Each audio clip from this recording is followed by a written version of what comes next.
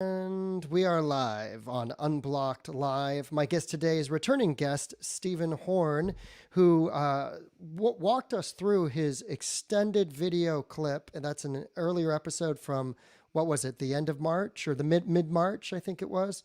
Actually, I have the exact date right here because lots has happened with Stephen's situation since we last spoke. And thank you for coming on the show because you're going to talk about basically what it's like when the feds show up at your door and what that process is like. And there's some stuff that I'll be able to share too about our different experiences as two people who were at the Capitol, who witnessed and documented history and the risks that come along with that. So my guest today is Stephen Horn on Unblocked Live. Let's play a little introduction.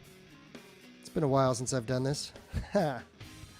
Welcome to Unblocked Live, the anti-polarization podcast. Well, it's 2021 and we're looking back at what happened in 2020. And of course, the Capitol will always be a seminal event. My guest today is Stephen Horn, and he was there documenting as well. And we're going to compare notes as we have done before. Stephen Horn is back on Unblocked Live, and thank you for being here. March 15th, I just looked over. March 15th was the last time that we spoke, and since March 15th, if you could tell the viewers what happened, what you had already, is my understanding, talked to authorities at least once, but more happened after that. Yeah. So I guess I had first contacted the FBI, the next day. I believe it was, January 7th, just to say, hey, I was there. I have this footage. I'm sorry. You might be interested. You contacted the FBI. Yeah. So on January 7th, so the day after. I didn't realize that. I didn't realize that. Yeah, I think I also sent an email to the North Carolina Attorney General because he had just, put out a statement, whatever, saying he was assisting with the investigation. Never heard back from either of them until... Were these phone calls or were these emails? So first I went to like the tip line this specifically for the, for the events of January 6th. That didn't work. I think I had trouble uploading the file or whatever. So I called, got this message that it was going to be a long wait. So I just sent in a tip using the normal FBI tip form on their website. Okay. Now, do you have any record of that? Were you able to screenshot that? Did you? Yeah. See, I did not. I don't have any record of the tip to the FBI, but the North Carolina Attorney General, that was an email, so I should have, the sent email. You should have it. Do you know you have it? Have you looked? Do I know I have it? Do you know? I mean, that's a good question. How proactive are you being, Stephen? That's the question, because what the audience doesn't know, and what I found out later only because of a Twitter troll going after you, is that you are facing charges. And so for someone, now this is a new part of the story to me. I did not realize that you reached out to the FBI, that you reached out to authorities, and now you're getting charged. It just seems to me that people don't know what the hell they're doing. Give me a little bit more of a lowdown. Let's back up. When we spoke again, when we did an interview in which you live streamed 2 hours of uncut footage on March the 15th with me.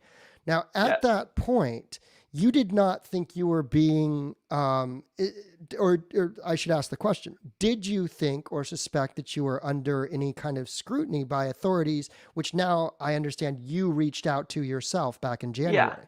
Yeah. So I had reached out to them the next day. I was sort of expecting them to, call me or something, because you submit your phone number and I think email address too. So I was expecting to hear something back, I sort of looked into getting a lawyer, because you should always have a lawyer when you're talking to authorities, just to make sure you don't do anything dumb. Well, I see. So no. I understand that point of view. Now and this might just be, I think a little bit of the story might just be our difference in experience and age. I took the opposite approach, which is when they showed up at my doorstep, I actually wasn't there. But transparency has been my thing. So I actually have never asked for a lawyer. And I've been very transparent online about what I've seen and witnessed ever since May of Yeah. 2020. So that's been a very different sort of approach that I've taken. So I wonder if your approach might have hurt you in some way. But so let's back up. You reach out. Yeah. I was trying to get to the answer of your question, which Okay. is I had already done an interview with the FBI when I did the podcast with you. So they had two agents drop by my house. I was at work.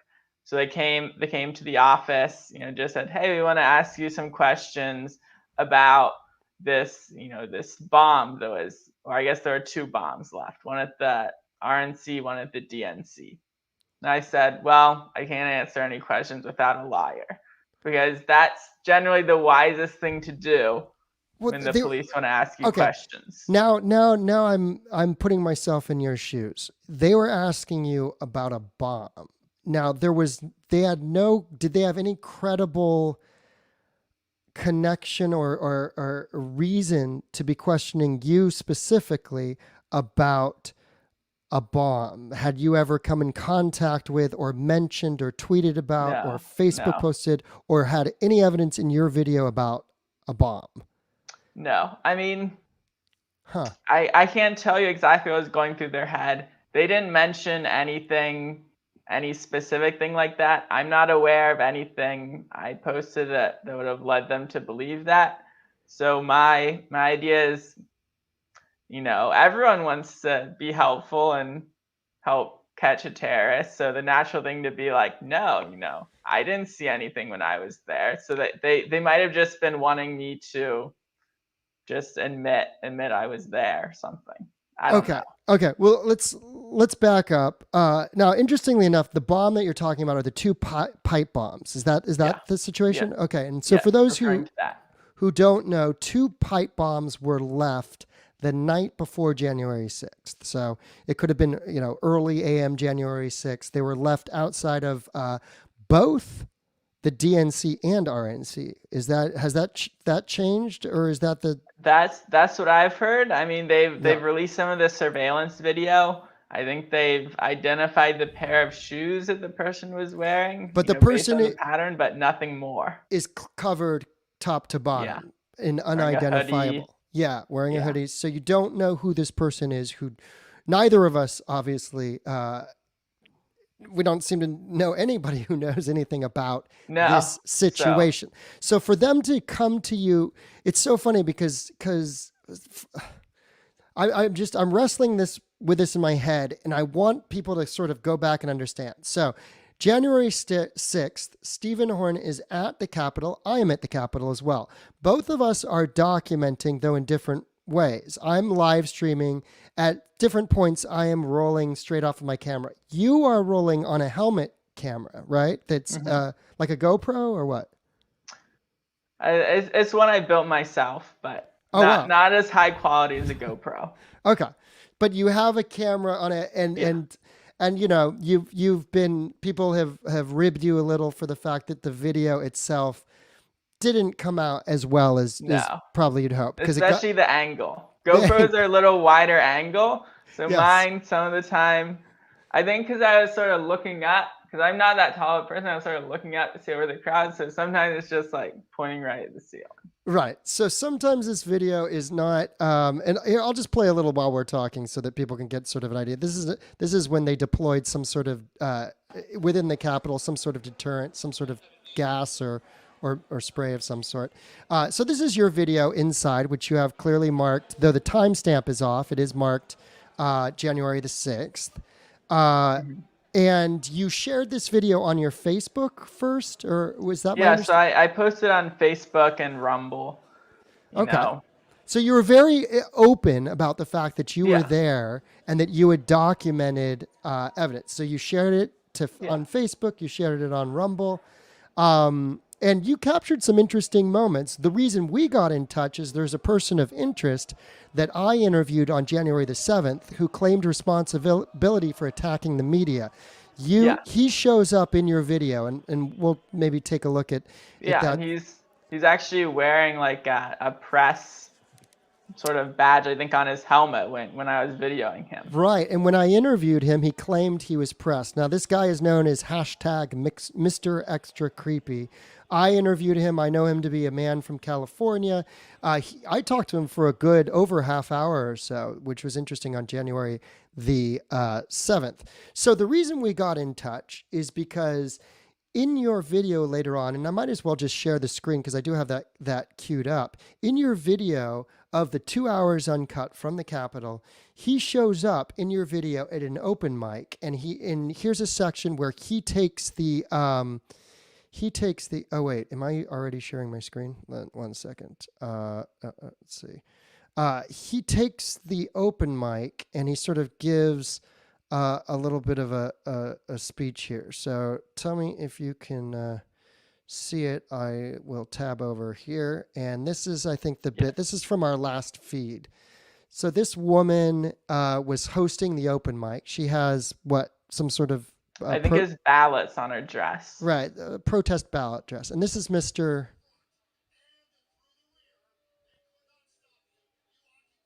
Can you hear him at all or no? No, just barely. Oh, okay. Well, he's giving sort of this route, and it says press. You could see him there. He admitted to me that he was, I guess, something of a national socialist type sympathizer is what he told me. So the reason we got in touch was you shared a little bit of that clip to me, and I found it very interesting because he was somebody that I had interviewed, and I said, hey, let's talk. Oh, do you have the actual clip here? Yeah, I just uploaded it. Gotcha. Okay, so let's take a look. Just a couple updates. First of all, mission accomplished, Patriots. Do you know what you did? You know what you did? History has been made here today. Simultaneously, you broke in through the front and through the rear. They could not stop you. You occupied the building. You caused them to stop what they were doing. They had to evacuate. They couldn't complete their session. Mission accomplished. Excellent. Excellent.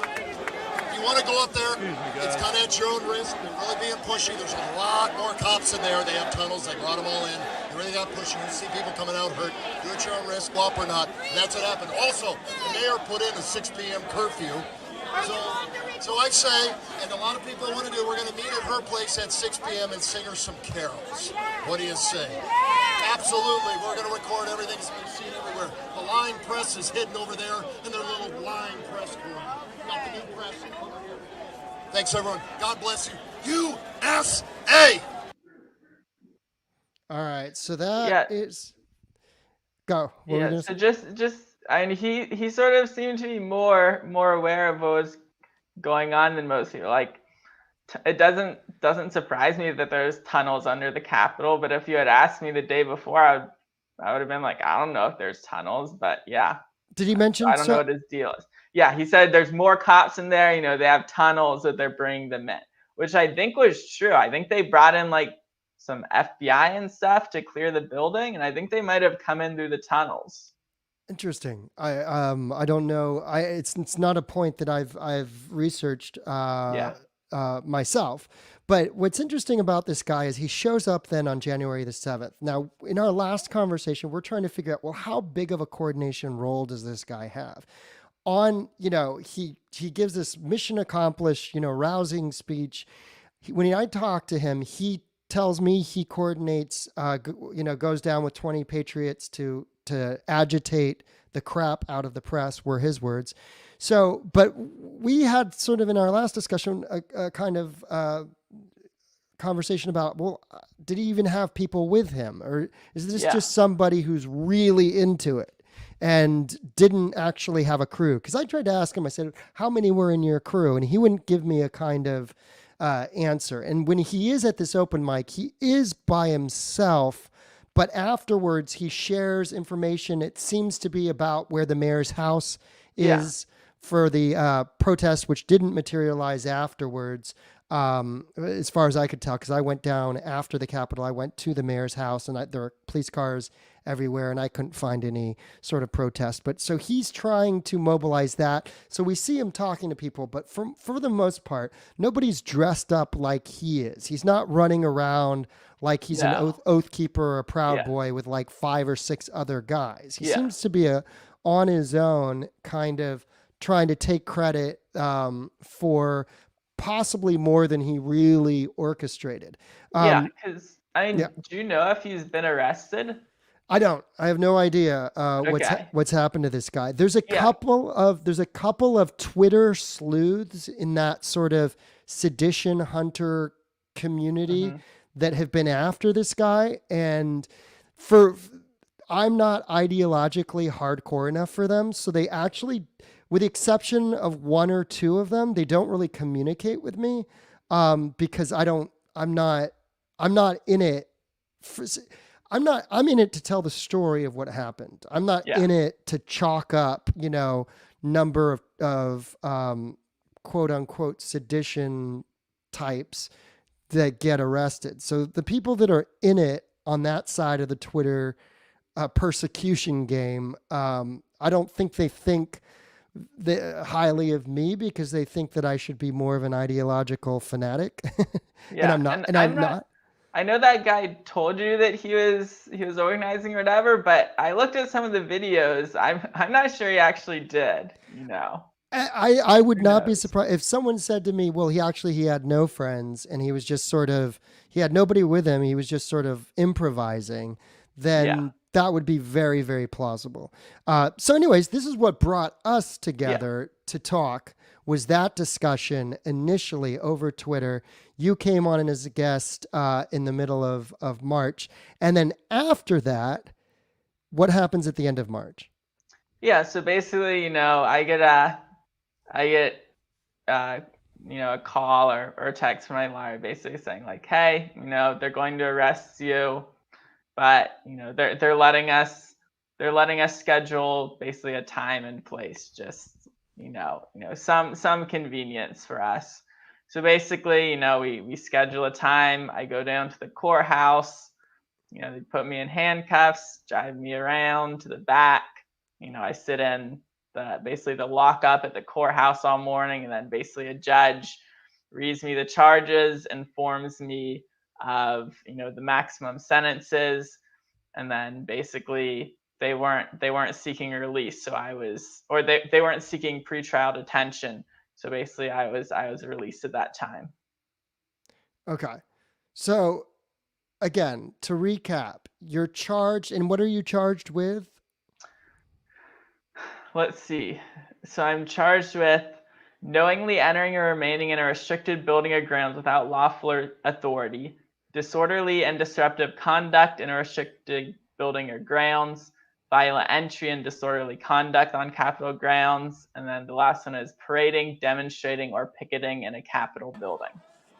Interesting. And here's a little of your video. And again, you transparently released all this video, much like I did, out of journalistic interest. Yeah, And this, and I mean, like, this video here, I'm I'm it looks like some people might have their cell phones out, but like I think I was the only journalist that was, trying to point a camera at it. yeah. And, the quality of your work notwithstanding, because, again, people have said, and I know you've talked openly that it wasn't, the helmet cam didn't work as well Yeah. as you had wanted it to. Now, you did take some video on your cell phone. Was that from your cell phone right there? That video is the one from my helmet. Yeah, your there, helmet, there is okay. also a cell phone video of that one. You have a different angle from that. Yeah. But you've released all this before you were charged. You had released it. You had been very Yeah. transparent. You'd come on my show to talk about it. You had contacted authorities yourself. Now, that's a new part of the story that I did not Yeah. know. And you have documentation of your email to, who did you say, the state? Yeah, the North Carolina Attorney General. Okay. So you're absolutely forthright about this, and you said you even was it an email to the FBI, or what did you I do? know it was a tip through their website that I ended up sending. So you send them a tip on their website, and after Yeah. all this, they charge you. And Yeah, which when I mentioned that in the interview, the FBI agent seemed sort of surprised. So I'm not, which you would think they would read their tips and put things together, but it sort of seemed like he wasn't aware of that. Now this is very troubling in the sense that there should never be any political pressure to come up with a certain amount of arrests or so forth. Look, we all know that different agencies dropped the ball, different agencies weren't on top of stuff. But the idea that we would rush through arrests is very troubling to me, especially as you're someone that I know to have a journalistic interest in all this. You're somebody who has followed the civil unrest. You follow a lot of the same accounts that I follow, and I see you very active online. Now, before January 6th, you may not have been. And when we look back at your video, this is going to be would it be fair to say an Antifa aligned protest group that is I'm not burning the even flag? sure this one was Antifa aligned. I think it was Black Lives Matter. I think some of the Antifa people might have been there, but I don't think it was organized by them necessarily. Okay, but they were there. Are we talking people in Black Bloc? I think there were a few, but this was a large protest. I believe it was somewhere between 400 and 1,000 people there. Okay, wow. And this is in North Carolina? Yes, this is in Raleigh. Okay, let's take a look.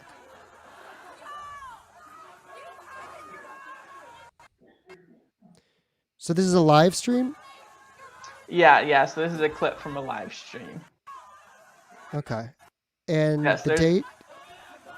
The date is August 28th. August 28th. Okay. So you had done a live stream then, August 28th, and there you could see that they are burning an American flag. Now, there's some lady there basically saying, "Put your cameras away." Okay, so they see you filming and they tell you to stop. I mean, that wasn't specifically to me. There are quite a few people filming because, this is more. I think this is more of a Black Lives Matter protest. There's not 400 to 1,000 Antifa aligned protesters. So for one that big, most of the people aren't necessarily in their ideology. So there's a lot of people with cameras out.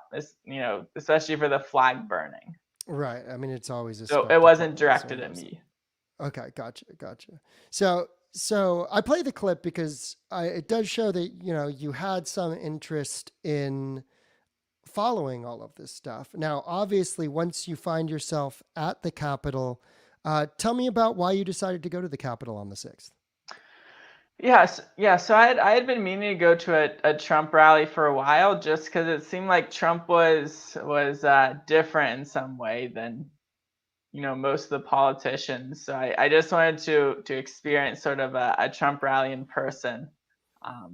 So I had never been. I had been meaning to go. He did come to North Carolina a couple times in 2020, but I was sort of busy. I never made time. Then I saw there was the 2 Stop the Steal rallies or Million MAGA March, whatever they're called, and I believe that was November, December after the election. I thought about coming to those. So when I heard about the event planned for January 6th, I was like, well, I've been meaning to go to a Trump rally just to observe, see what it's like. I thought it was likely sort of the last Trump rally that would happen. Right. Who knows if you would even run in 2024 or anything like that. Were you plugged in any way that you might have anticipated what happened, or were you completely surprised by it?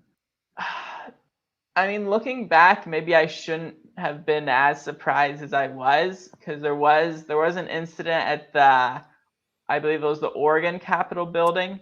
2 where incidents, they had yeah. Where they smashed the glass in one of the doors, and I think one of the legislators sort of let them in. And so I had seen that, so maybe I should have been expecting it more than it was. But I brought my camera because I had been paying attention to the past 2 sort of Stop the Steal marches or rallies in DC. I had seen people got stabbed. There's a bunch of videos of street fights and people, just normal Trump supporters, not extremists, just getting assaulted by counter protesters and things like that. So that was more the level I was prepared for. So I brought my camera. I was like, well, if any of this is going on, I'll document it. Same. I expected there to be activity in the evening because I had been there I think it was December the 12th, when you had both the right and the left in all out street warfare. And so I was, similar. Now, similar situations, very different results. In other words, I have always felt that I wouldn't, I was never at risk of being, I guess,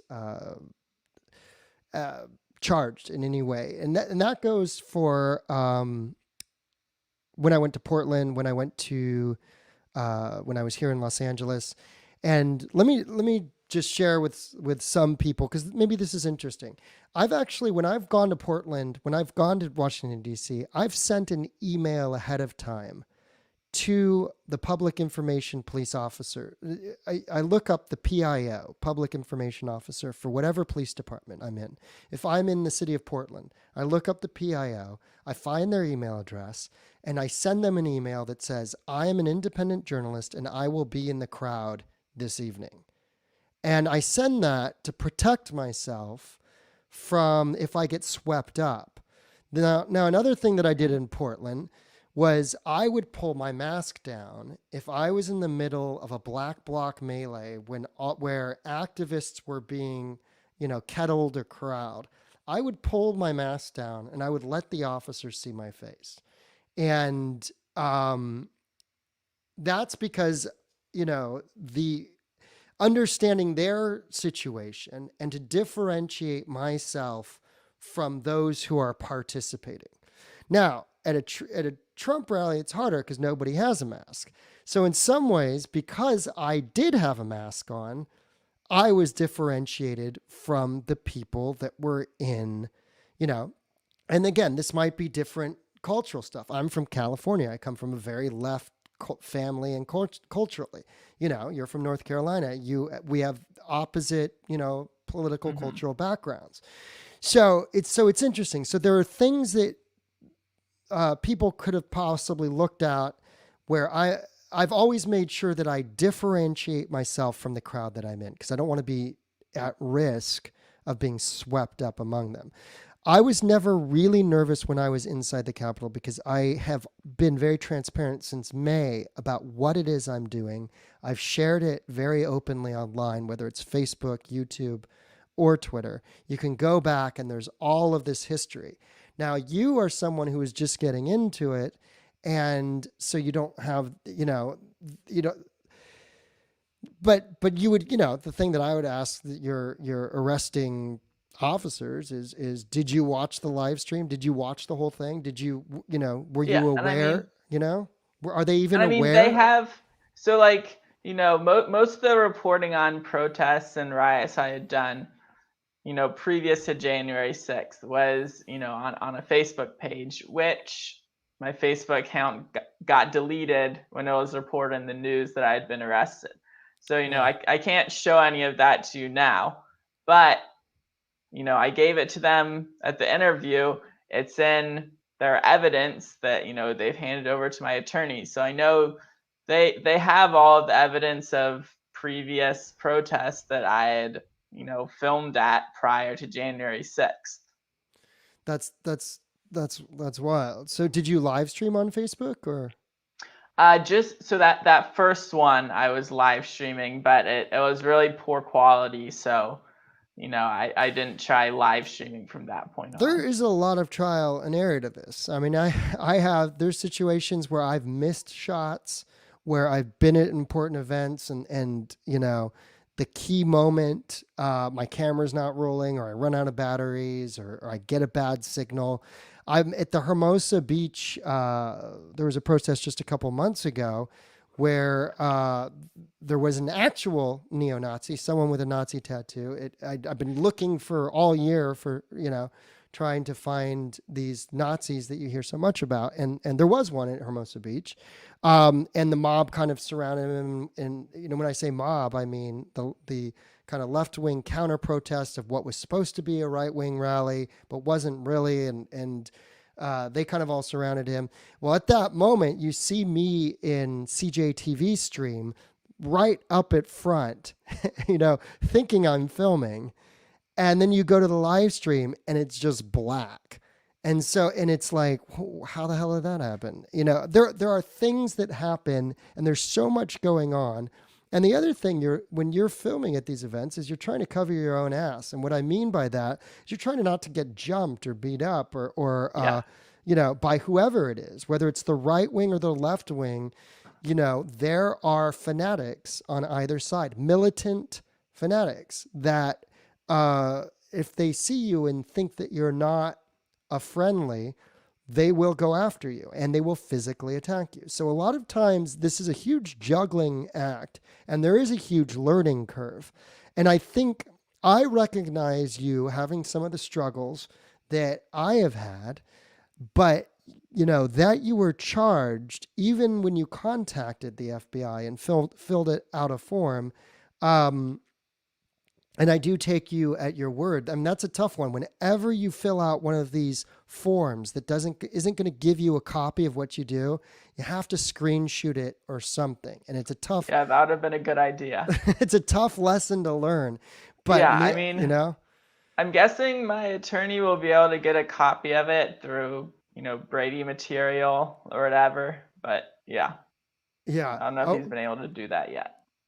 I see we have a comment here from none other than Jaden X is in the, what's interesting is I interviewed Jaden X because he showed up in your video. Now, neither of us know Jaden X. He's one of these, folks that comes up and again, and it's interesting that he's someone who showed up in your video, and then I got a chance to interview him and talk to him, and I know he is facing his own set of, but again, everybody is in their own capacity. I don't want to, how should I say, muddy the waters by saying everybody's situation is the same. That's not the case, but he seems to be indicating frustration in his situation. I should say. Now, I would certainly empathize if I were charged in I would be. How would I handle it? I'll tell you. I don't know. That's a hard one for me to think about. I mean, if I somehow got swept up, especially because when you put so much effort into documenting stuff, and the question then becomes: are you a participant or are you an observer? And there are cases. For example, one of the Proud Boys was Proud Boy adjacent type. I think somebody was live streaming that was very much a participant. I think the only 3 live streams that came out of the Capitol were mine, PBS, and I know this guy Baked Alaska. I don't know him, but this I've heard of him. last guy who the left labels. I don't know anything about him, but he's labeled as sort of a Proud Boys adjacent extremist nationalist type. I don't know. I'm just saying that everybody's situation is different. There are some that are participating. Then there are some who are definitely not, who are watching like a fly on the wall. Were there any moments that in that 2 hour of your video that we watched that you felt were misinterpreted or were labeled you as participating when you feel you weren't? I think what they mentioned in the court documents was, let's see if I have the exact language, but it was in terms of something. Yeah, it says at one point in the video, the voice consistent with horns states with a raised voice USA while inside the Capitol. So that's part of their document saying here's why we have reason to charge this person. Because you said USA. That's what they're saying, that I said USA.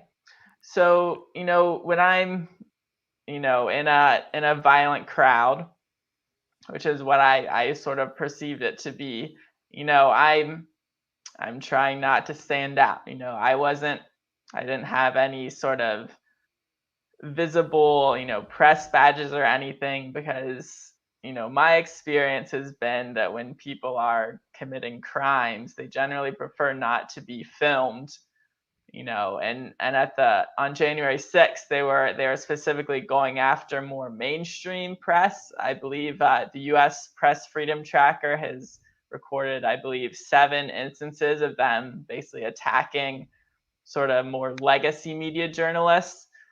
Hindsight is 2020. I probably would have been fine going as press as long as I wasn't, CNN or, one of these big names that has a lot of negative emotions attached to it. But going in there, I don't know that. I just see, oh, this is bad. It's going down. I'm gonna start filming, and I'm gonna try not to stand out. You blend in. I have admitted to blending into certain crowds. If you say something that everybody else is chanting around you, that's something that I have done in crowds. I admit to that, and that's because you don't want that person who's looking for the person who they think is not with you to come up with you, call you out, and then the crowd turn on you.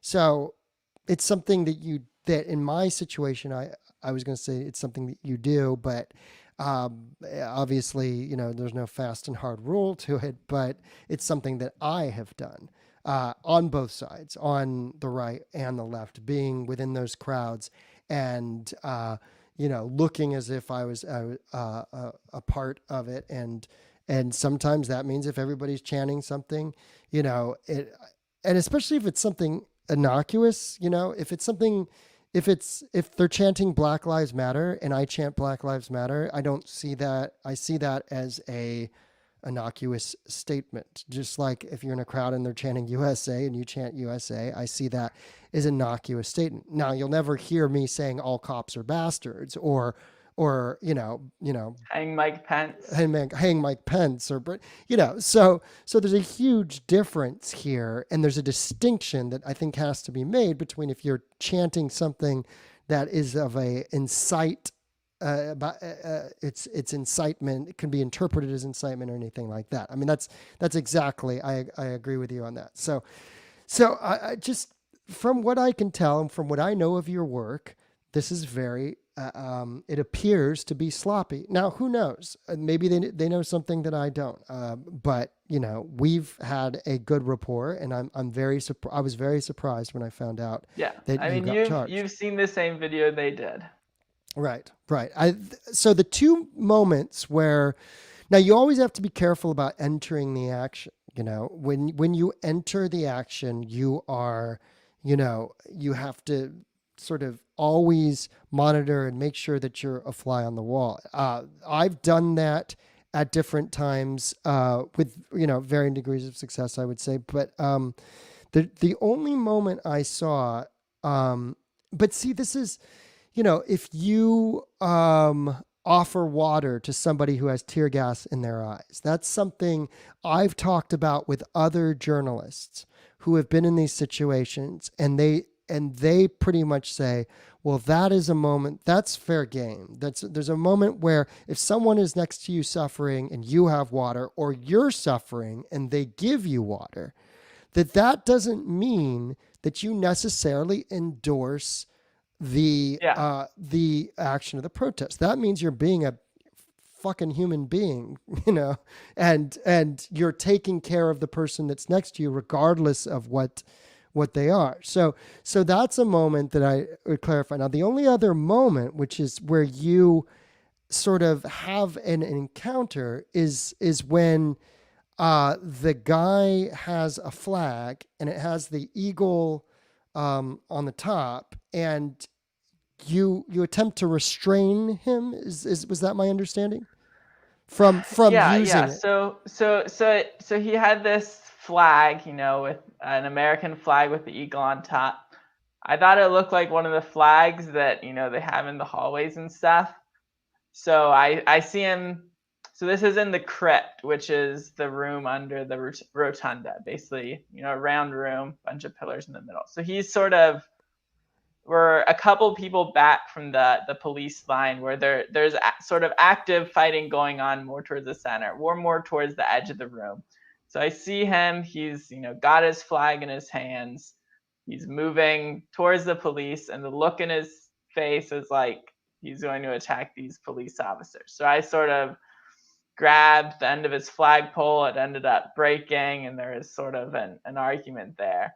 And later you guys later I sort of, looking back on it, I was like, okay, well, it broke so easily that as I was thinking about it, I was like, I'm pretty sure that was his flagpole that I broke. And to be fair, he hadn't actually done anything. So when I saw him again, I apologized and stuff because I had broken his flagpole.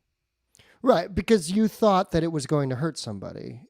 Yeah. So I guess where I would draw the line is that generally, when you're in a riot situation, there's a fight. When people are in danger of getting hurt, I would generally not intervene because there's generally not much you can do as one person, if you know what I'm saying. Yeah. So generally, I would say, if someone is getting hurt, there's generally not much you can do. But in this instance, I was like, well, this is one person. This is one person that you felt was being a little rambunctious with the point. Yeah, I thought he was about to attack the police officers with this flagpole. So there are moments, for example, I think of me climbing the scaffolding. If somebody had shaken that scaffolding, I would have said, hey, please do not. Or if someone was jumping up and down, I would have done the same. There are moments where you're worried about your surroundings. Likewise, as I was leaving the Capitol that night, because the sun had gone down, there was tear gas everywhere. We were in a precarious situation on the upper terrace where there was not much, there were no hand railings or anything. Everybody was scrunched in. Somebody could have easily gone off the edge. People were still pissed off. And I kept saying yes to the Capitol Police or the Virginia State Police, whoever it was that was trying. And I was trying to just think to everybody else, look, just comply, because the last thing we want is a push and shove sort of melee like the one that you filmed earlier that we showed. You don't want that happening, a couple stories above with no hand railings, and we're with you, at the ledge getting, So there are moments that you try to de-escalate or calm people down because you're worried about your own safety. And then there's other times, there's this video I've shown several times that I took in Sacramento when Antifa Sacramento was beating a young couple.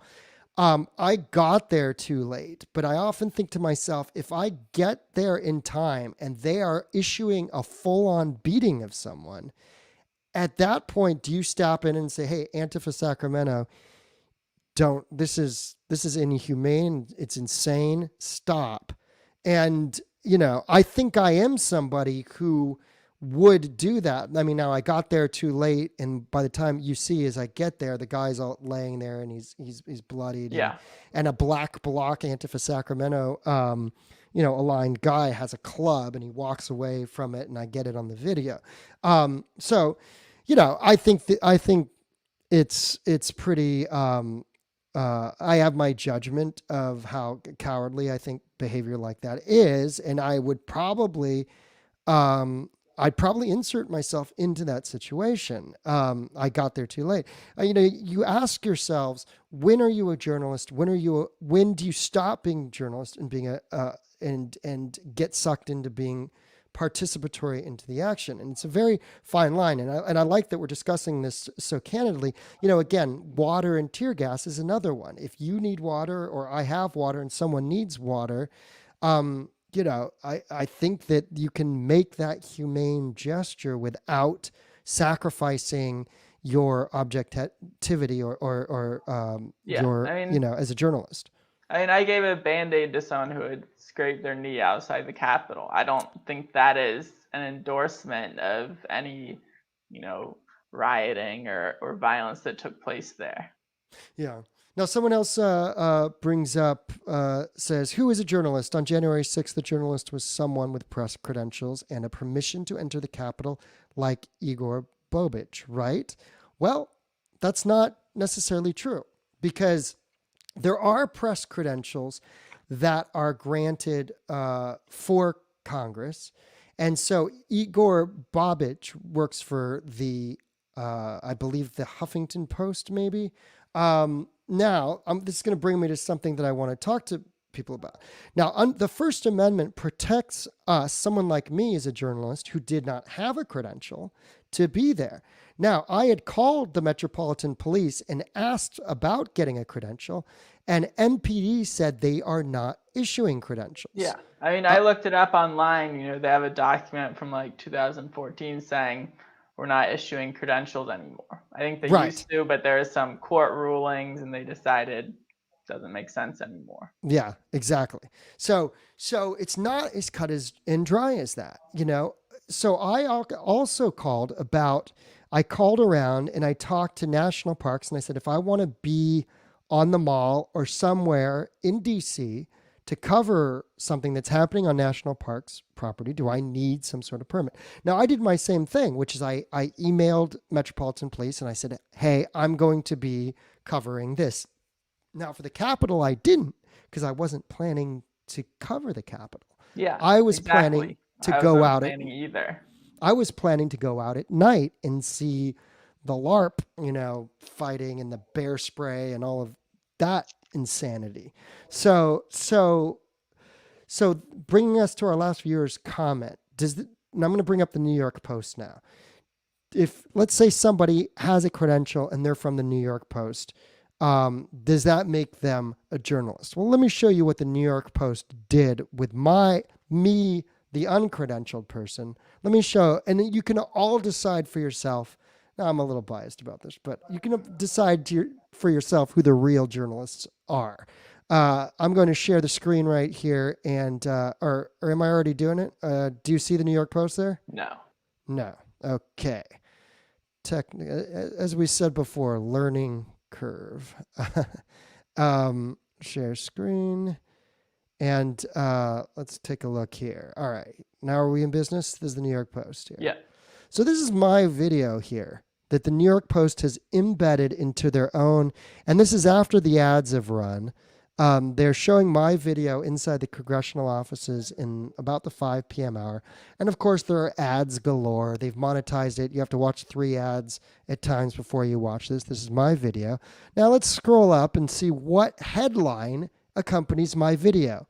Rioters left feces, urine in hallways and offices during mobbing of U.S. Capitol. By Carl Campanile and Yaron Steinbuch. Now, it's not clear if Carl and Yaron know that my video, it might be so assembly line that they write this thing and some producer for the New York Post just chooses my video. But the problem is they didn't have the right to use my video. And they have been informed now that comes at a premium. So I'm going to have to kind of, have a little ups.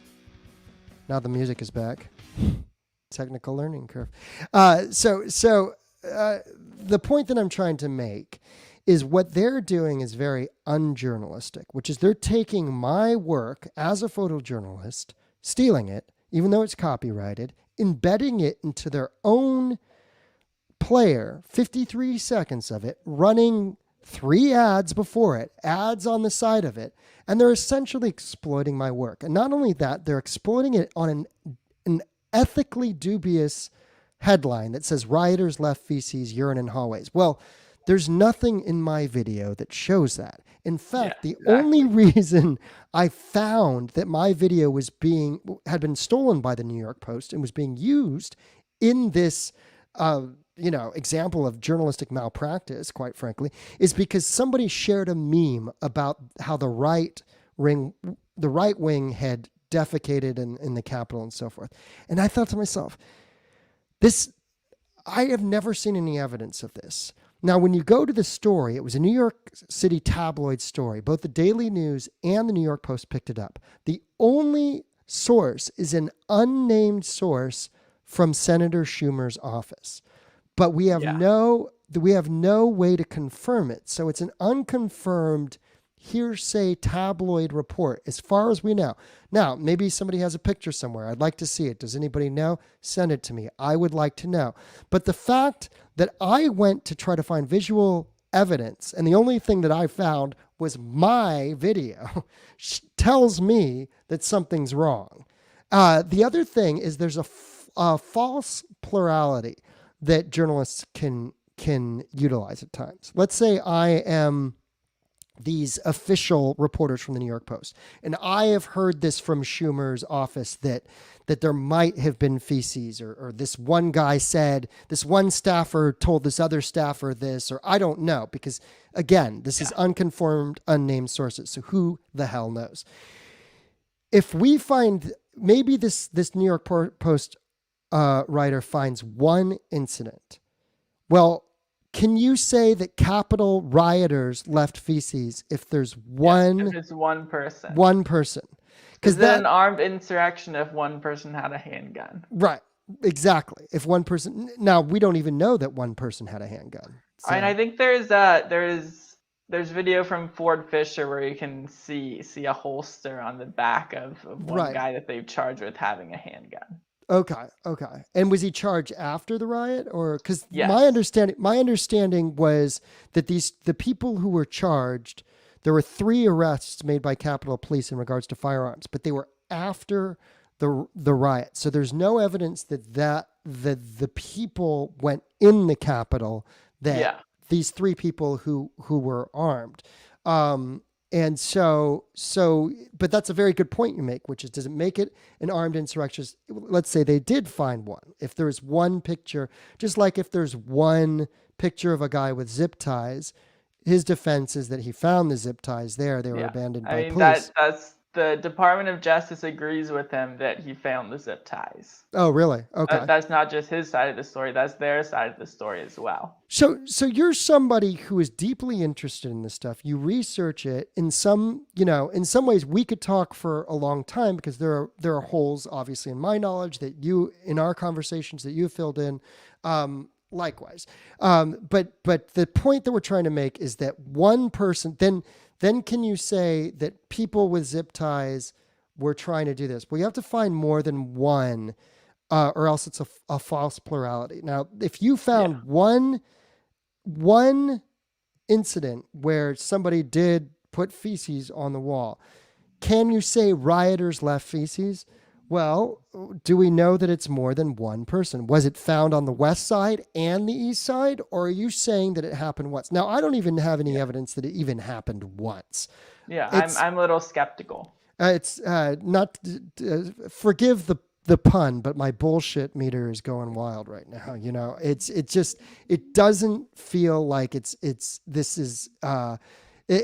look at the date of this story too. It was written so quickly, January the 8th. January the 8th, we're still in rumor territory, if you're the New York Post. So this is what I have a problem with.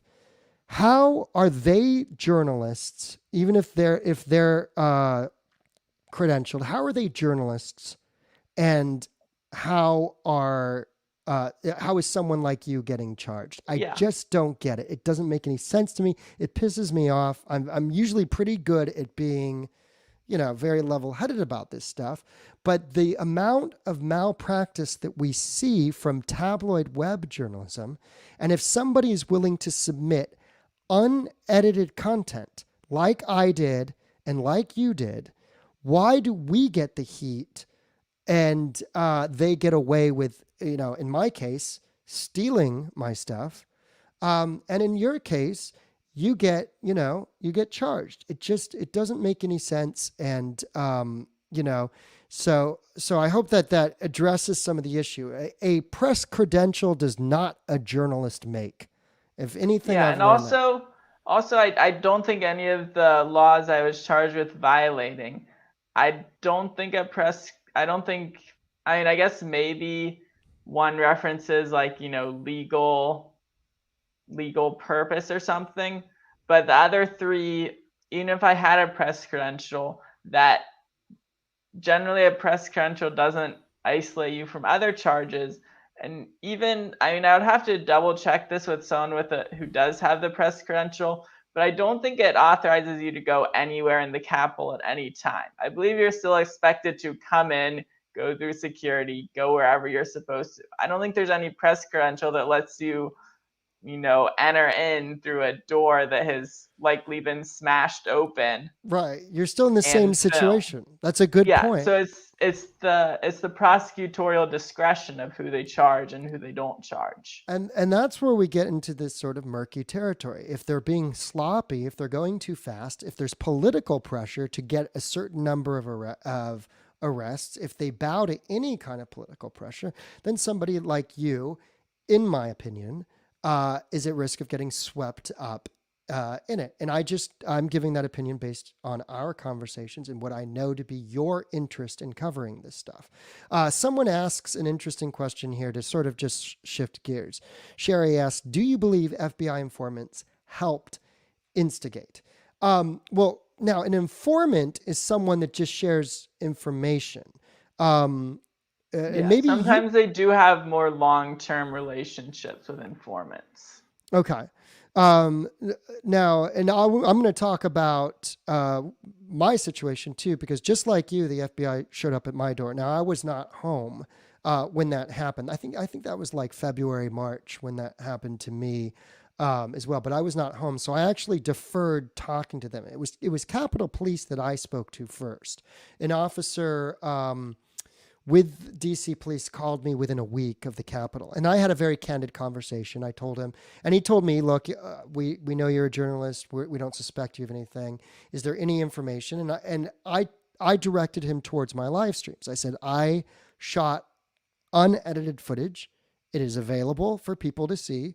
There is some sort of, you have to find it because also it was getting stolen and re-edited onto Twitter. So sometimes I did take the original feeds down, for example, on Twitter because it was getting re-edited and one video went viral and got millions of views and that led to more theft. And so I was trying to managing a very unmanageable situation, but I was willing to talk and share my video much like you did. Now, again, if people are willing to share their unedited content, and it's an act of transparency.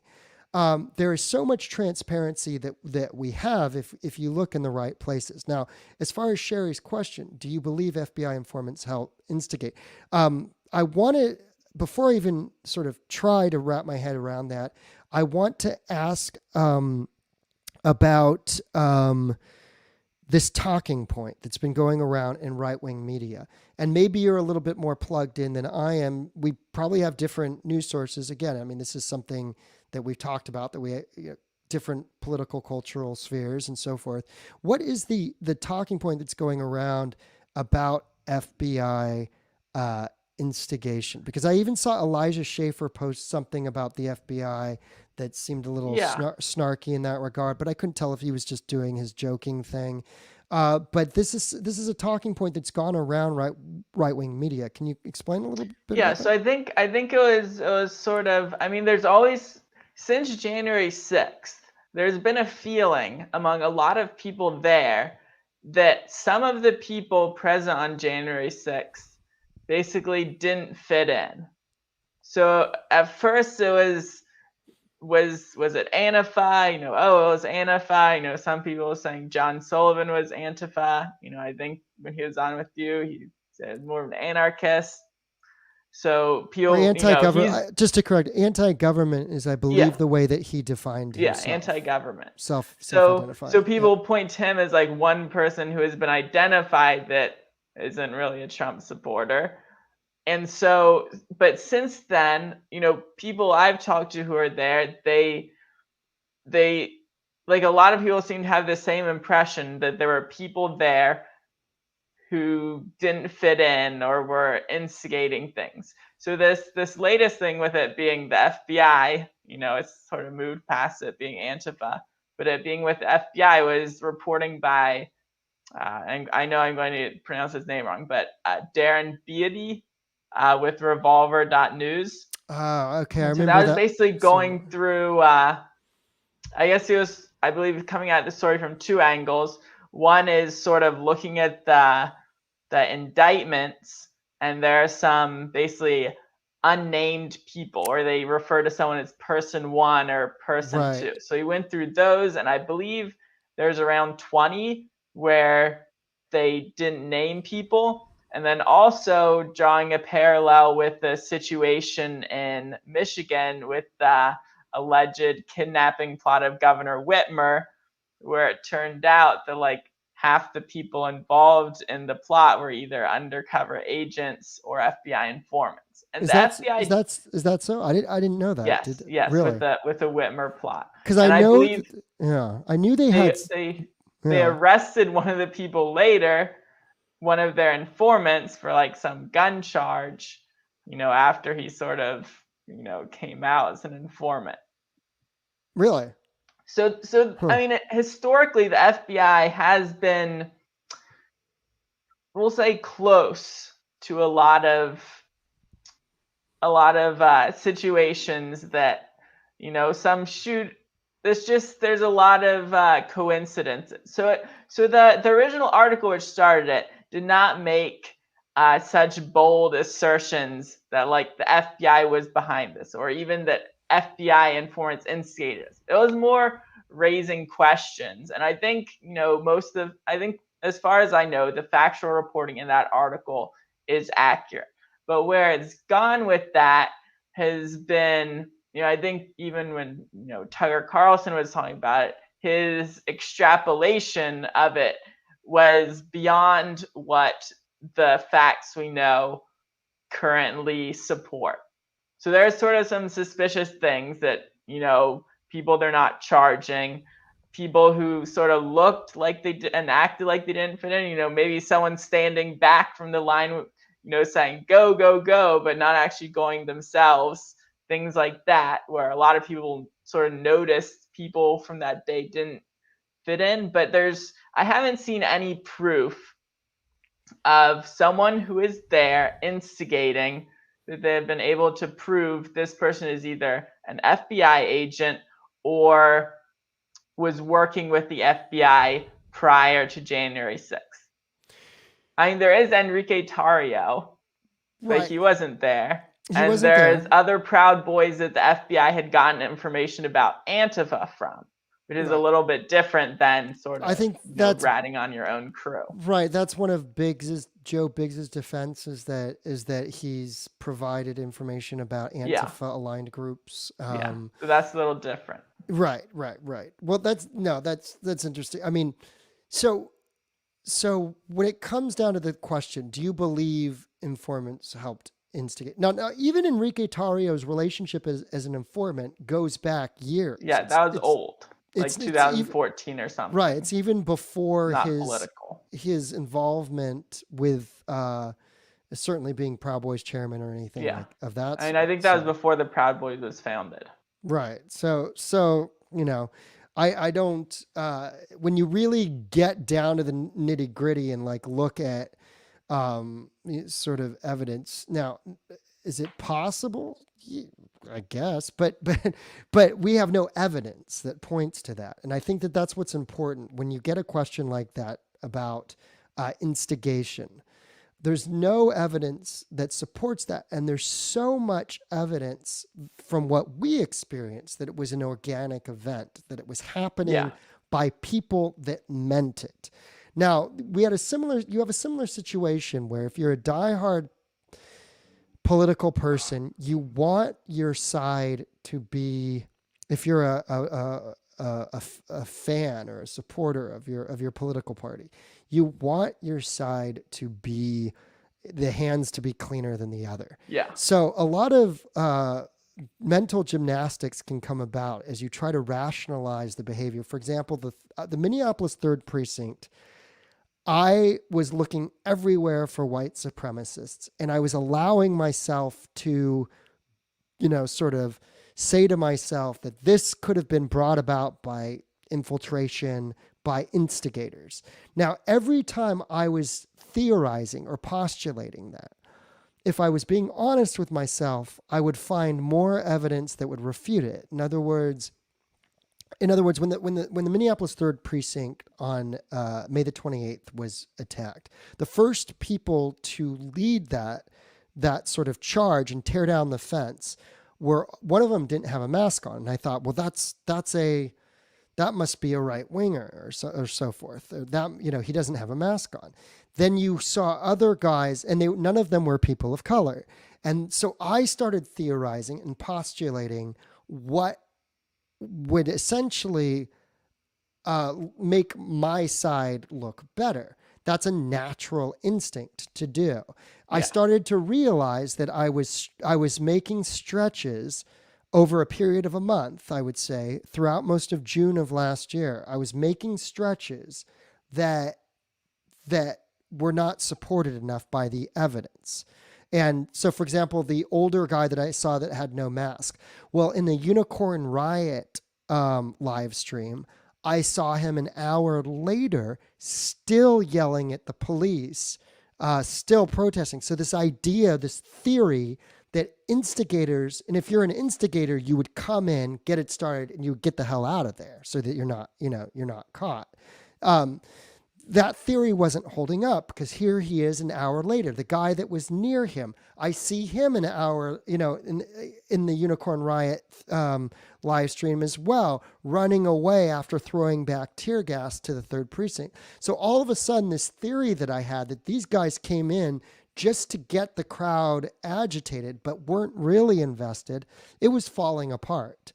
And I think that's the kind of thing, if you're someone who thinks this is an interesting theory, whether it's about the FBI, the evidence has, or whoever, if it's about Antifa, the evidence has to support it. If you were someone who said Antifa came in and made this happen because you didn't think, now look, I've talked, there's about a dozen of us who are independents we all saw the same thing.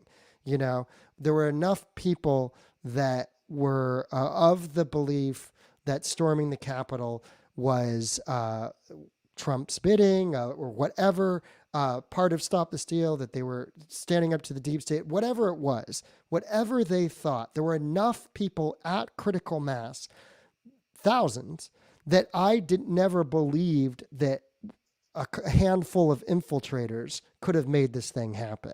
It was organic enough in what we witnessed. And I have yet to meet a reporter from the right or the left, independent or mainstream, that says something to the contrary. So. Yeah, I mean, I'm sort of skeptical of any sort of instigator theory where you're sort of blaming the actions of a large group of people on the actions of a few. It's like, even if someone is next to you yelling, "Hey, let's storm the Capitol," if you go storm the Capitol, well, that's sort of on you. It wouldn't surprise me if the FBI did have, I mean, we know they've infiltrated many groups in the past, from the Black Panthers to the Ku Klux Klan. So it would sort of surprise me if they hadn't infiltrated some of these Oath Keeper 3%er groups. But that doesn't mean that they were instigating or that they were behind the riot. Right. Now, this is an interesting point in which transparency becomes important, I think. And I think we need more transparency out of government. And that includes agencies like the FBI. This is my personal opinion. Because when stuff is done, we're in a new age now where the old ways don't work. Information and misinformation travel so fast.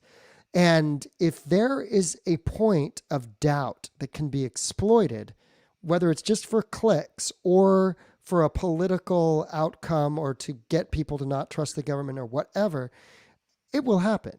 It will happen. People will come up with a way to spread misinformation. The only antidote to that, the only thing that can keep you somewhat immune, is to be honest and transparent. In a moment of transparency, I've told you that the FBI came knocking on my door. in more transparency, I will tell you, I actually met with them and talked with them. And I did that because without a lawyer, because I personally believe in this credo of transparency and that I have nothing to hide. So if they wanted to know whether about anything, quite frankly, I've spoken to law enforcement before. I spoke to the police department in my hometown that got hit at the end of May. I spoken to PIOs in Los Angeles Police Department. I've worked in local news, for a period of over a decade, and so as a journalist, you do maintain contacts and conversation with public information officers or contacts in law enforcement. For me, that's something I'm very used to. So I didn't think twice when Capitol Police contacted me. I spoke to them. Now, Capitol Police told me to send my stuff to the FBI, and I didn't do that because I said to Capitol Police, well, here it is. You can do that if you want. At the same time, if someone comes to me and wants to talk to me, I'll talk to them. But I'm not going to do something that one agency tells me to do for the benefit of another. There are some points where I draw the line, so to speak. At the same, I'm interested. I think that the problems of law enforcement are ones that we can help address, whether it's reform and transparency, or whatnot. We're living in a new age where information and misinformation becomes weaponized. So the more that I talk to people and am honest and have a relationship or can build some sort of communication that may be helpful for the future, so we don't have another 2020 where the press fails us and group after group is able to exploit misinformation. I'm on the side of against the misinformation. So if the FBI's interest is that, or the Capitol Police interest is that, or if the New York Post would come to Jesus and their interest would be in actual information and not just, beating the daily news with the most salacious information or misinformation, then I would be interested in talking to them. I'm interested in having conversations and relationships with the people who are interested in getting to the bottom of the truth. And so that's what I've always said openly. And hopefully that type of credo is something that others might absorb and find valuable, because we have a big problem on our hands when it comes to getting to the truth outside, because the sources that we rely on are compromised in such a by trying to compete with Twitter, by trying to go viral, by catering to various ideological followers, that they are putting that as a priority to just stay relevant or in business, as opposed to digging to the uncomfortable truth. So I think just currently sort of how news is produced and consumed on a large scale, I think it's the model we have just isn't working.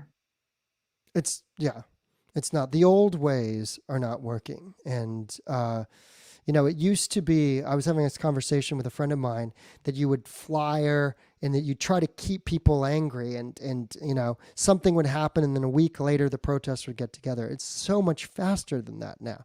You can mobilize, Kenosha is a very perfect example about how what happened in the encounter with Jacob Blake, that video was cherry picked. We did not get the full context, and we didn't have time to get the full context of what was going on. Next thing you know, there are riots and buildings are burning, and the narrative and the misinformation is going further than the actual information. It goes even far, even now. A USA Today article just came out, written by Will Careless, and it was about the Proud Boys. And he referenced Kenosha, and he referenced Kyle Rittenhouse as having shot protesters at at a protest. And anybody who knows that night of Kenosha knows that the Black Lives Matter protester ended at sundown. They officially said they were going. And then you had a different group that came in that was that went right to the gates, surrounding the city hall, and that was more interested in direct action type, riot action type I don't even know if you can call it protest. So it is such a mischaracterization that continues in the pages of USA Today this week, calling, that a protest when it was an out of control riot at that point in the evening when Rittenhouse shot and killed 2 people. But to say that he killed protesters is like, the chain of custody of truth, in other words, has been, is you can't follow it back, because it doesn't, if you follow that all the way back to the evidence on that night in Kenosha and you watch the live streams, and I've watched every single one of them, then you know that is categorically false. And yet there's only so much time that people have in the day. If they're writing this piece, it's very easy for things to slip in as part of just, we believe this to be true because I heard it, that was printed before, and so I'm recycling it. So it's another journalistic fallacy to recycle things you believe to be true, because guess what? If you really go through the chain of custody of the truth, you're going to find out, just like Will Careless would of USA Today. If he went back, he would find out it's not true that they were shot at the protest. They were shot during an all-out riot after the protest had ended. People had attacked the city hall. Then tear gas was deployed. They were pushed back. That procession went further back in towards the businesses into Kenosha. There's a lot more that is to the truth than what is generally being accepted, it feels like. In my opinion. Yeah. So it seems like there's, there are people in, the mainstream media that are doing sort of original reporting and bringing out facts and information that weren't known before. But it seems like a lot of it is regurgitating information. Every time it's like a game of telephone, it gets a little further from the truth, even if none of the people are intentionally distorting it. When you get into people who are intentionally distorting it, then you have even more of a shift from what happened to how it's reported. Right. And what people want to be, and sometimes it's not necessarily that they want you to believe it ideologically. They want it to trend. They want it to be, to get eyes on it. Now, I'm somebody somebody who was trolling me the other day in a live stream, and they said, "Do you know why you've lost your following?" And it's like, and I thought to myself, that's a very funny way to try to troll me, because I've always been very transparent that I'm not interested in building clout or followers or monetizing or anything. I have a sole interest, pro bono interest in doing this, in getting to the truth of what the heck's been going on. And that's my genuine interest in all this. So, I feel like, as far as the topic of who is a journalist and who's not, there are so many non-journalists out there that are part of the mainstream that I think we need to support people like yourself that have been out there and that I know have had a genuine interest in researching all facets of a topic or an incident. So now I see somebody else here in the comments feels that January 6th was planned by the powers that be. This is an interesting comment. They're using January 6th to justify rolling out Biden's anti-domestic terrorism initiative. Now, anarchism or anarchist types are even referenced in that initiative, interestingly enough, from what I've looked at. It's not, now I haven't gone deep. It's pretty broad, covering religious extremists. They even have talked about like pro-choice and pro-life related extremists. So, and then it does mention, anarchists, anti-capitalists. So it's pretty broad. So there's a bunch of different groups that are mentioned. Right. And the commenter here says that with this anti-domestic terrorism initiative, it makes it seem like January 6th was planned by the Yeah. powers that be. I mean, I think politicians are a bit more opportunistic than that. I don't think there's a logical progression of a politician benefits from something, so therefore the politician had some role in planning it. That's just not how it works. You know, Right. I believe it was Rahm Emanuel maybe who said never let a good crisis go to waste. That's how a lot of people think.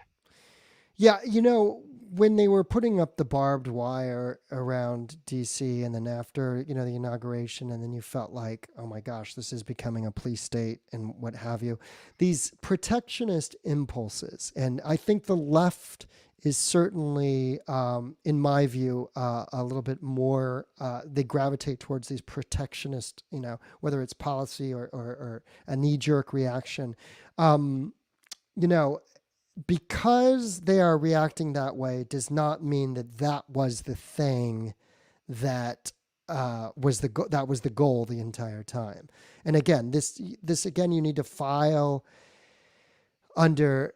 Here's the thing: our suspicion of the government, our suspicion of what is happening is a natural phenomenon. I've talked to my dad about this quite a lot because I have a friend of mine from childhood who's very much does not trust big pharma, does not trust vaccines, does not trust, government, blah. You go down the list, he doesn't trust anything. And I keep saying, and he's a smart guy. He's one of the smartest kids that was in our class. And I think there's been articles that are like, well, how is it that smart people fall for conspiracy theories? And because it's not a value of intelligence. The need to be suspicious is a natural instinct that we have.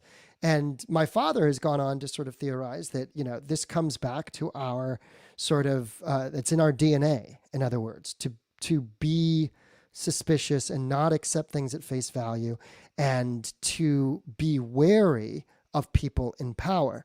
And that's something that could be a vestige from, civilizations and pre-civilizations to back when we were running around as tribes, fearful of keeping our own safe. And a lot of the political tribalism, I think that there are parallels as to how we distrust information to the quote unquote other side of our tribal political, bifurcated system. Yeah. So, I think that the urge to say, well, it feels planned to me because the result gives more power to this other thing. That urge you have to look at and say, that's a natural primal urge to say that. Now to prove it, you have to look back and actually support the evidence. Yeah. Because it's one thing to have a primal sort of feeling like that feels to me wrong or right. And we're different to how we process this thing. And I often wonder why, the reason this person supports Trump, but I don't, might just have to do with just how we are programmed in some way, what we gravitate towards, what type of speaker makes us feel more comfortable or we feel is more reliable, more trustworthy. And sometimes it's these intangibles that I think we have to recognize as feelings, but then that's something different than getting to the absolute truth. Same commenter says the initiative is dystopian. There are definitely things, a lot that we can point the finger to, I think, and say, yes, that feels dystopian. When I was walking through Washington, D.C. on Inauguration Day, that felt dystopian with all the razor wire and different fences. I don't know if they've taken that down. Yeah. Have they? Or I think they've taken some of it down. Yeah. But yeah, there's a lot about this last year that definitely does feel dystopian. But, again, differentiating between how we feel things are and then plugging into the information and taking the time to sort of say, okay, well, what can I support that with? And conspiracies are kind of a natural leaning. I think it goes, it's not unnatural to be protective and to feel that you might be you might be they might be trying to sell you a bag of lies, especially when they are selling you a bag of lies. Uh, you know, a lot of times not intentionally, but whether it's through media sloppiness or just bias. And the current media landscape that we're working in which people have to dedicate their coverage toward an ideological sector, or whether they feel that they have to trend, and the only way to do that is to sensationalize. Well, I think we are naturally suspicious of that information because it's like, okay, really, feces in the in the Yeah, Capitol, yeah. which, by the way, getting back to the feces in the Capitol, possible BS headline. There are three explanations to that. All right. One, infiltrator, that could there be infiltrators there? Yeah, probably. There are probably people who were not 100% Trump supporters that were there. We saw Jaden X comment earlier. Jaden X, we know, was not a Trump supporter. He was a wild card type person that was there who was not 100% lined up with the majority of what that crowd was. So we know that. I mean, I'm not a Trump supporter. You're not a Trump supporter yourself, right? And so neither am I. And a lot of the journalists that I've spoken with, some have been, for example, Elijah Schaefer is, and then Richie McGinnis was not, who is the Daily Caller's. He's led a very good team of young videographers. And he's done good, work that hasn't catered specifically to being partisan. Now, the overwhelming amount of unrest that we've seen and documented over the last year has come from the left. So that if you're the Daily Caller and you're like, okay, well, we're going to show everything, well, the majority of it actually has been coming from the left, in my personal opinion. And that's just, the Capitol was one big, huge event, but it was preceded by months of civil unrest that came from the left. So anyways, when we go back to the folks of us that are out there doing this stuff, for the most part, a lot of the independents have wanted to just show it like it is, show what's happening. And that's irregardless of who they support or where they are politically. And I think recognizing that is important. That's why this Intercept piece was so,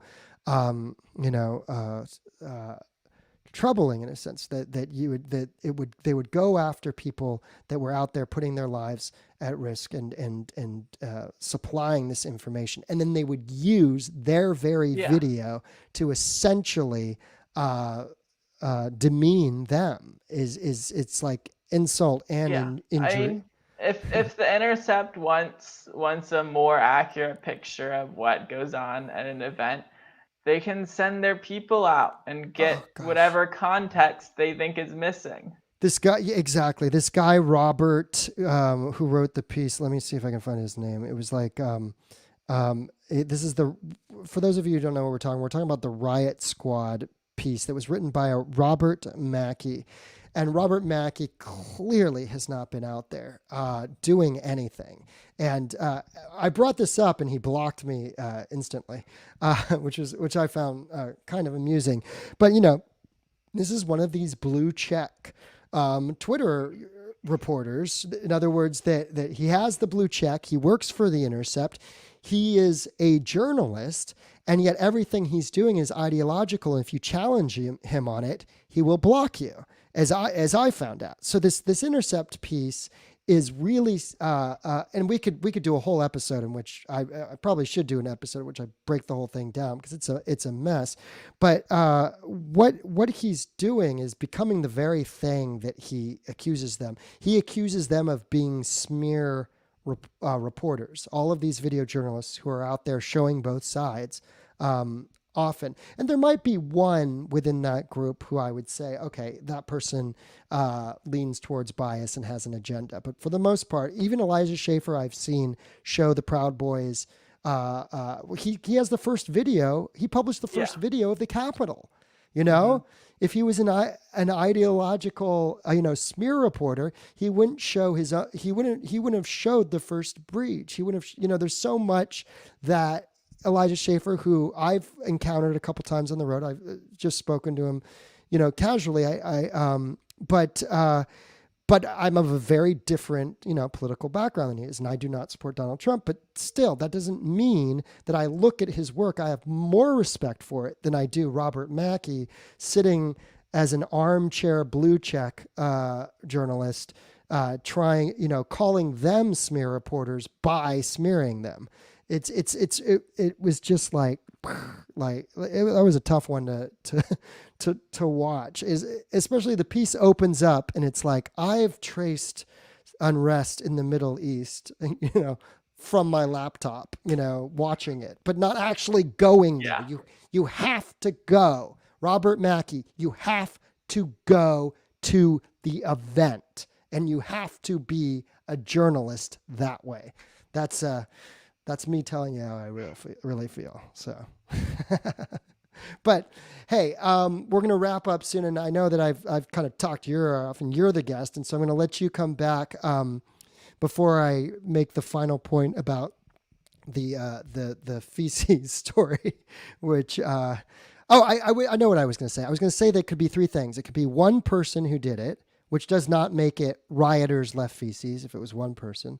It could be somebody who's, Antifa aligned. Antifa, leftist activists do weaponize excrement. That's something from tree sits that happened. They used to do these tree sits where they would sit in trees, and then you couldn't, they would stop development. And then when the police tried to extract them, they would been living up there for days. So they'd collected these bags and bottles of urine and so forth. And then they would just throw them at the police. So that's typically a left wing tool, I guess you could say.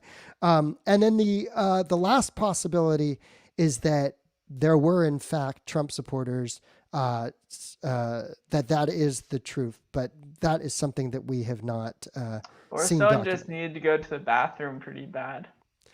Hey, and again, one person does not make the story. If it was one person who did it, and that person is, out there, it does not make, the headline would have to be rioter left.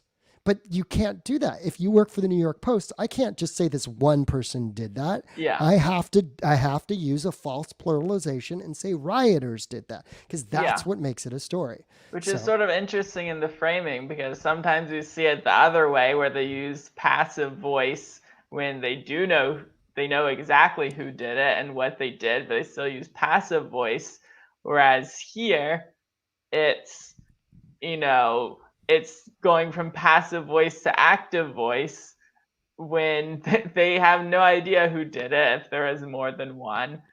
Even saying that it happened, it would be more accurate to say, feces and urine were left, because they don't know who did it. Right. That's true. If you use the passive voice, you're actually you're being more journalistically accurate. That's a very good point. And just to not attribute it to anybody to say that this happened with no attribution.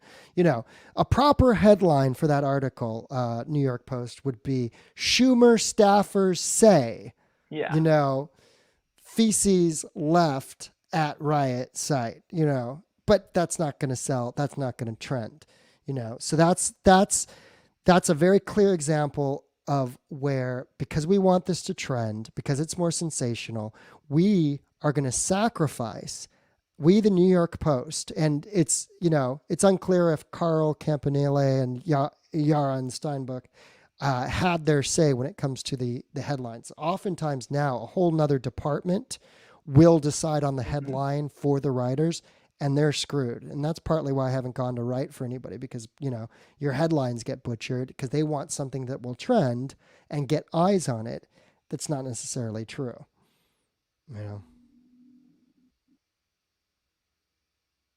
Sorry, I was just looking at this comment. I don't understand if this is a reference to anyone in particular. It says propagandists claiming others are spewing propaganda while propagandizing.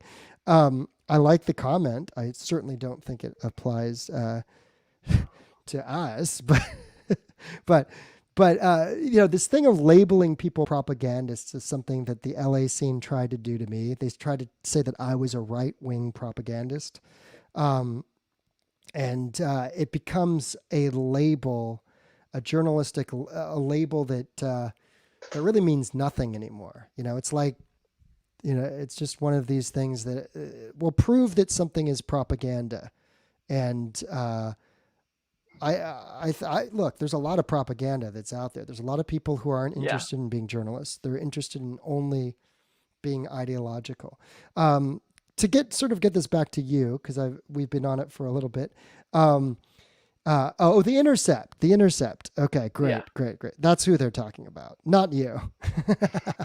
It says, That's okay, nice.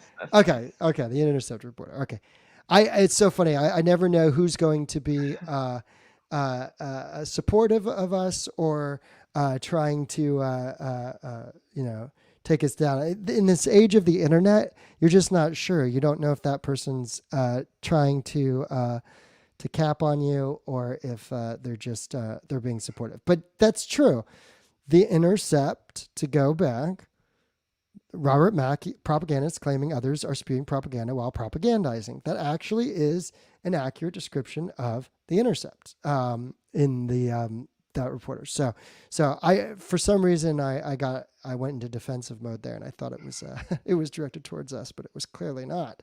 Well, good. We have a supportive audience. That's good to know. I was trying to figure. It's so funny when these comments come out. You're trying to kind of figure out, well, where are they? Because sometimes they happen before, a couple minutes before while you're talking, and then you catch up to them, and so forth. So, just to what would you like to see? Tell me about your interest in journalism and why. Because one thing I caught sort of from you was that you're interested in journalism. You're interested in how these stories could be told better, and how what lies ahead behind this sort of garbage pile of journalism that we've experienced for the last year. Yeah, so you're saying in terms of my specific interest in journalism, or what I'd like to see going forward, or both? Yeah, what would you like to see going forward, and what's your interest? So I mean, I guess in terms of journalism, I think one thing that might be useful to happen is for people to sort of narrow their focus to what more directly impacts them. Because here's the thing. Any newspaper or media organization that is covering, say, the entire United States, there is a huge amount of stories. So what they're deciding what to cover, what not to cover, even not even getting into how they cover it, but even just deciding what to cover, what not to cover. They're making a lot of editorial decisions. And so as you step that back to the more local level, your most local newspaper, they don't have as much of a choice. They can't necessarily decide, well, yeah, we're going to do a lot of stories about Antifa, or we're going to run a lot of stories about the Capitol riot. If something happens in their backyard, they basically have to cover it.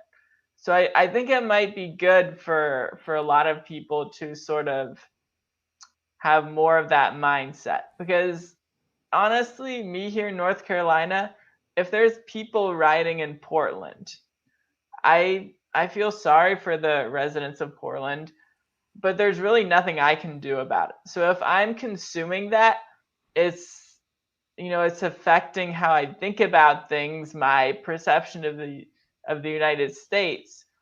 But that's not necessarily accurate, because that's just one city in the whole United States. So one thing specifically from the Capitol riot, now this is just a hypothesis. I'm not able to test something like this, to interview a lot of people. But my hypothesis is that the people who are at the Capitol rioting and the people protesting who weren't necessarily part of the riot, I would that they were more plugged in to the news of the past year of the rioting and things like that.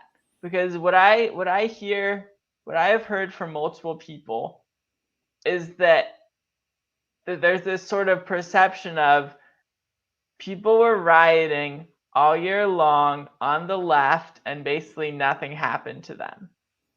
Now, if you're paying attention to the news in a specific city, you'll probably also not just see the articles of, oh, this protest happened, this riot happened, these windows were smashed, whatever was destroyed, tear gas was deployed, whatever happened. But you also see the articles of, okay, well, this many people were arrested, and maybe they do more articles when they're convicted, or maybe when the charges are dropped. But if you're consuming content on a national scale, well, okay, well, maybe you saw the viral video of, them bashing someone with a skateboard in Texas. But did was any of the news sources you're going to, were any of them going back later and saying, okay, well, how many people were arrested at the riot that night? So I think there is sort of this perception going into the January 6th riot. This perception was that people have been rioting with no consequences.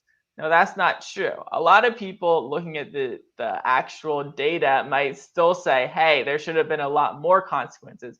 But it's simply not true that no one has been charged in any of the riots. In fact, there have been many riots and many people charged. But I think that sort of perception played into what people were willing to do on that day. That perception was, okay, well, riots are now fair game. And I think part of that is based on this sort of more right-leaning media and what they're interested in covering. Nationwide, they cover a riot. They don't necessarily cover the follow-up. The idea that, in other words, that everybody there had sort of been a little bit more plugged in, I think is very astute. I think that's not that's certainly very reasonable thing to say. The guy that we met because our videos had a similar person. That guy talked about in one soundbite about studying hours and hours and hours of Antifa video. They use the same tactics. The fact that this quote unquote insurrection took place without guns, but with pedestrian weaponry, much like we see at leftist aligned protests, was, I think, significant. And as hashtag Mr. Extra Creepy, as he's called on Twitter, he said, I studied hours. He said hundreds of hours. He's like, I know the chants, I know the slogans, and I watched the video and I studied it. And that's why I thought that was significant, because it was sort of one sign I saw in Washington, D.C. said, now we revolt, with we capitalized. And the indication that I got, and sort of the feeling was, well, if you let all this stuff happen on one side, you need to expect that it will also happen on the other. And it goes back to every action in life has an equal opposite reaction, Newton's law. And I cannot help but keep emphasizing that it's important to always study how this transfer of energy, of power, of who's disenfranchised, who's being heard, who's not. That dynamic plays a huge role. The people riot because they want to be heard. We know that, and we know that was a out of context quote that was shared all of 2020 from Martin Luther King, that the riot is the voice of the unheard. He goes on to say that he hopes that people can avoid riots because ultimately they're socially destructive. But people do riot because they want to be heard. Now, if you're the commission studying the Capitol, the big debate was, well, where do you look at violence in its entirety? My recommendation, and this is what I told the FBI too, I said, you start April 30th in Michigan. That was that armed protest where they went in with guns to the Michigan state capitol to protest COVID restrictions. And you start on April 30th, and you follow the left and the right and different militant groups and social media presence, and you will have a full understanding of mass movement, riot action, or protest if you go all the way from 1 year, April 30th, to past the Capitol, keep going, because the leftists were rioting even during our inauguration day. And then there were protests in the middle of April with the deaths of Daunte Wright, he was shot by the officer who thought she was grabbing for a taser, and she has been charged for manslaughter in that. And Adam Toledo was the second death that there were protests for in the middle of April. And that middle of April, I think April 17th, 18th, there's a coda on that, which is in Sonoma. There's this fringe story of the pig's head being dropped off on the wrong doorstep. Are you familiar with that? Yeah. Yeah. So I've talked about it a lot, but I'm surprised how many people don't know about it, that there was an expert witness at the Chauvin trial, and he was a police officer named Barry Broad who testified on behalf of the Chauvin defense. And activists thought they were dropping off a bloody pig's head and bloodying the facade of this house that belonged to him, but it was a house that he owned a couple of years ago.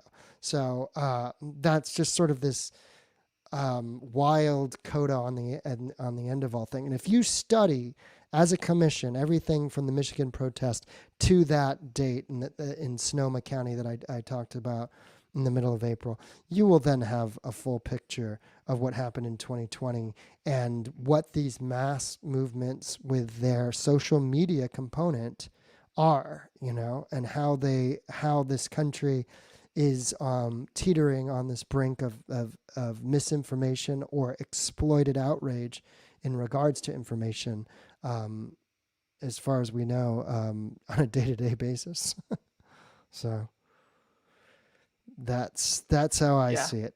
And hey, I appreciate you coming on again and being transparent about, in this conversation has been about what is a journalist, what qualifies, are there qualifications? And so, just one other thing to add, I've never shown a press pass in all those years that I was I've never really needed my press pass. I've had them at different times. At different times, I was also very good at forgetting them in different places or losing them. And I never really had to share. I would go into the LAPD all the time, New York City Police Department. I don't know if that's changed, but when I covered news in New York and in LA, you're not always checked for your press pass. So this idea that one had to have an official press pass to cover the Capitol is a bogus idea, and just wanted to re-emphasize that. So thank you all for joining us on this discussion. Thank you for the comments. And Stephen, anything else you want to say? Again, thank you for sharing your situation. I certainly know you to be somebody who's been very transparent about your interests in studying this. And, I certainly hope that the more that you share and the more that you get the evidence out there in your case, that can work to your benefit. So feel free to let's keep in touch. And anything else you want to say to wrap up?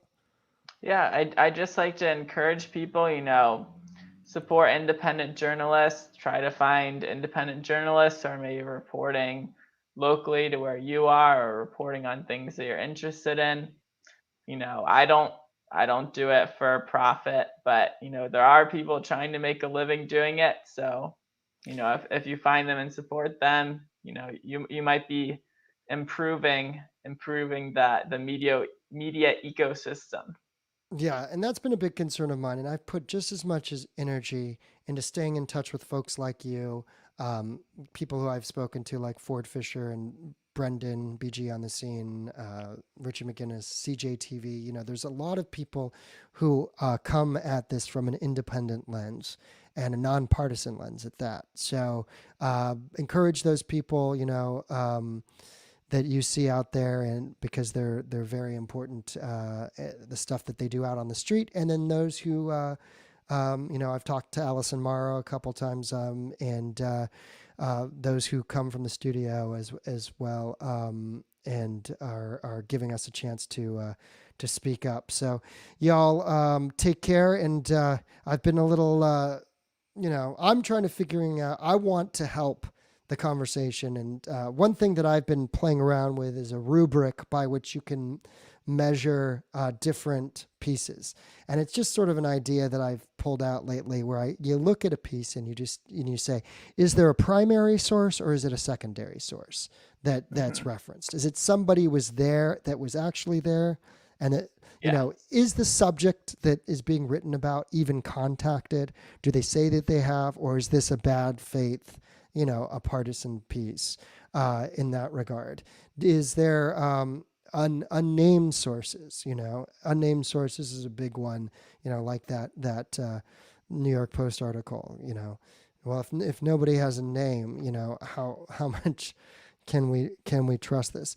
Is sensational language being used? Is an attempt made to label somebody something, just like that Intercept piece? That Intercept piece scores, I think, a 0 by all of these questions, because they label the people smear journalists. So they're using ideological labels from the outset. They are not speaking to the subjects themselves. I know that Robert Mackey did have a conversation with Richie McGinnis that Richie feels he was misrepresented from. There was also a lot of innuendo on Mackey's part. But, when it comes down to it, are they using sensational language? Are they acting in good faith as journalists? And I think there is a way to start scoring this, and that's something that I would like to sort of put out there a little more. So you might see me coming back, making a comeback with some sort of idea of trying to, And the other thing is being under the radar also has its advantages too. And I've had conversations, as I've said, across many different spectrums, and I look forward to keep doing that. And hopefully we can. I've even thought of moving on to different fields myself. So whether it's political or involved on the law side of things, I'm at this crossroads as we are as a country, and I hope it can get better. And thank you. Darren Burke says, smash the like button for independent journalists. Thanks for all that you do. So here, I agree with that. And our guest today has been Stephen Horn. And Stephen, where can people find you on Twitter? You can find me on Twitter at Stephen E. Horn. That's Stephen with a PH. Stephen E. Horn. That's mainly where I post nowadays. Excellent. And I'm at J. Lee Quinn. Since your Facebook got destroyed, and that's something that I think we all need to speak out to, which is against sort of this systematic purging of accounts that who knows if it's an algorithm or an actual person decides that this account is problematic or not up to par of approved information by the censors. And I speak out in favor of speech and against that kind of big tech social media censorship 100%. For those who I agree with and for those who I disagree with. And so thanks again, Stephen Horn, for being on the show. Thank you all. Thank you to everybody who's commented. Thank you. I see the thank yous there. And we'll do this again soon. And we are